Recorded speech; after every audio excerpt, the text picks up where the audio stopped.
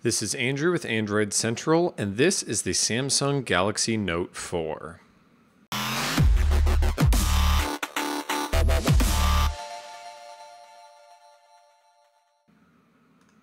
The Galaxy Note line is the talk to the Galaxy S's tick each year, and with the Note 4, the improvements are as big as ever. The Note 4 is wrapped in a brand new metal frame made up of aluminum and magnesium that provides both beauty and rigidity to this huge device. Following the same design as the Galaxy Alpha, there are shiny chamfered edges around the entirety of the Note 4, accented by a textured colored strip that encircles the edges.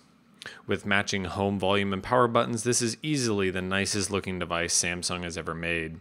But it doesn't just look great, the metal is a wonder to hold on to as well, and it feels better in your hands than any plastic phone can.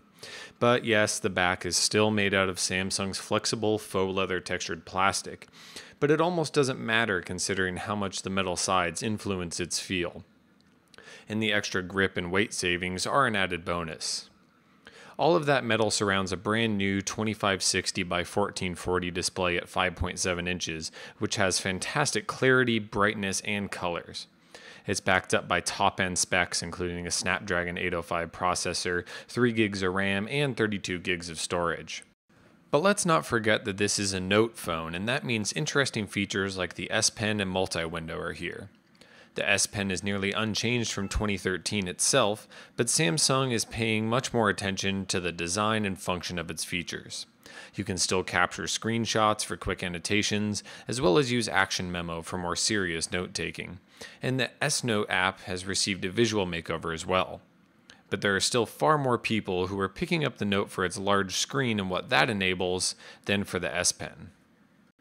Having 5.7 inches to work with, Samsung has beefed up Multiwindow so it can be activated right from the Recents menu with a tap, as well as in a new way with a long press of the back button. Functionality thereafter is the same though, only some apps are compatible with Multiwindow and even fewer actually make sense to run in side-by-side mode. There's also a new Popup app feature which lets you run up to 5 simultaneous windowed apps at the same time on the screen. Each one can be collapsed into a Facebook chat head style bubble to be recalled at any time, and whether collapsed or expanded, the window stays on top of whatever else you're doing on the Note 4. Again, only some apps are compatible with this feature, but it does become useful in a few different situations. The new software features are neat, but they aren't going to blow anyone away still, and when you throw in Samsung's one-handed features that change the size of the screen again, together they're hinging more on confusing rather than functional. Thankfully, those features are completely optional, leaving you to appreciate the more subtle changes that Samsung has made to TouchWiz. The latest software build removes drop shadows and useless animations, and replaces a lot of the dark blue and black colors in the interface with white to brighten things up a bit. The software carries over into the camera, where Samsung has taken the Galaxy S5's 16-megapixel sensor and added much-needed optical image stabilization. OIS helps improve low-light shots dramatically, though evening pictures aren't rivaling the best cameras out there like its daytime shots are.